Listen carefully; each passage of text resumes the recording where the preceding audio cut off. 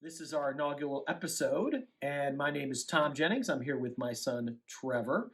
And this is a show where we exchange records and then we decide if it would become part of our collection. Trevor decided that he was going to go first and share an album with me. So, Trevor, why don't you tell us a little bit about what you gave to your dad?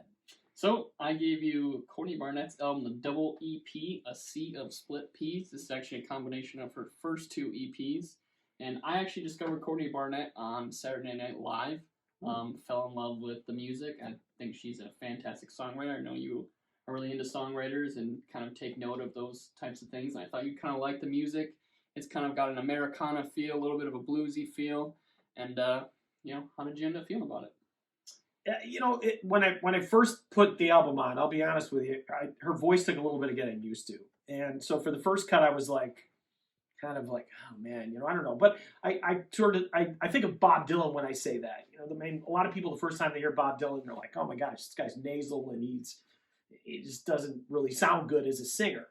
But I'd say by about the second cut, I was like, wait a minute, I really like this, and there's a few things that I really enjoyed about this particular album.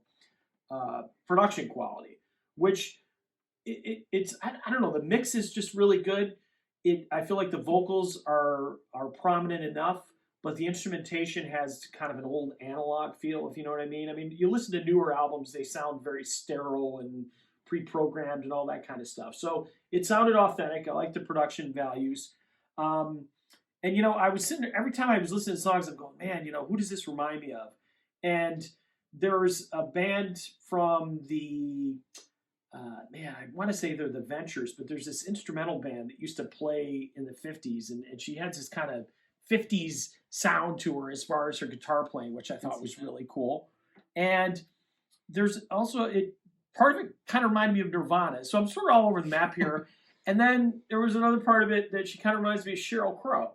So I definitely liked the album. I thought it was a good choice. I said at first, I'll be honest with you, I was kind of like, oh man, I don't know if I can really get into this because it's tougher when you get a little older to appreciate new music. So did I miss anything? Is there anything that you would have thought would have kind of popped up and I would have liked about it? No, I had mixed feelings on how you would feel about it. I know some of her lyrics and some of her songs can kind of come across as a bit on the sadder side, a little bit more depressing, and her lyrics in my eyes are always kind of very right off the cuff of her brain.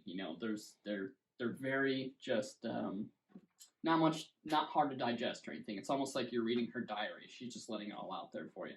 So I wasn't sure how you would receive the album. I enjoy that you liked the production and everything, considering you were kind of joking about the album art here, thinking it was actually hand drawn.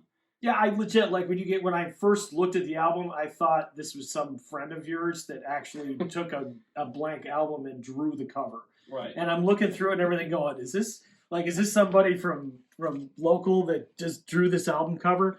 So you can see the hand drawn on the inside too. Yeah, it's kind of it's interesting because you drew a hand cover once on one of your albums, if I remember correctly. Yes, yeah. So that's why I thought that. But and one other observation, I think there's certain records that should be heard on vinyl, and this definitely seems like it just because of its nature, that Americana piece that you said, it definitely is more of a vinyl record type music. You know what I mean? Like some stuff you just listen to in your phone and your earbuds or whatever.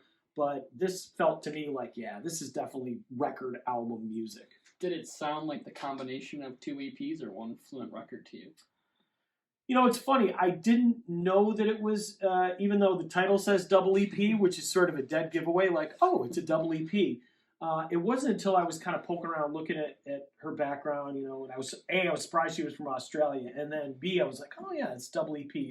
There's really not much of a break in the quality of the music, and the shame is it doesn't look like she's done a whole heck of a lot since this album, because this album is good, and I can't wait to see how she evolves as an artist. There's about 3 more albums after this, I think, if I'm right. Her newest one is actually really good. This was the first one that I picked up. And I love it. I thought, you should start out from the beginning if you were to end up liking more of her stuff. But next question is, what was your favorite song? And then do you think you would put this amongst your own collection? So there was that one. It was Lance. What the heck is Lance it? Jr. Lance Jr. And I just really dug the guitar riff. It's just kind of fun. It had a nice beat to it. That one really jumped off the turntable when I threw it on. So I really dug that. Would I make this as part of my collection? I'd say yes. Really? You know, I would like to definitely hear some more of her stuff. They said now that you mentioned she's got some newer stuff, I probably would check that out as well. I mean, I could definitely listen to the album again. It wasn't a lot of times you listen to stuff the first time and you never go back to it. I can definitely go back to this because I enjoyed it. It was a good listen. Well, good to know. That's been Cats in the Cradle for you. And the next album we have is... well, next episode what we'll do is I'm going to give you an album. Right. And you're going to tell me how great it is because, you know, I never give people because you bad have the albums. best choice. I have the best taste in the world. All right. Well, we will see you next time. All right. See you next time.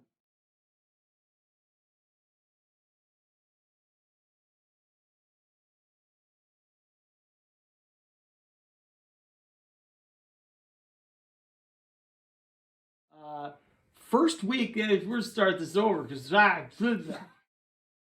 so that just didn't come out the way I wanted. Just keep it rolling.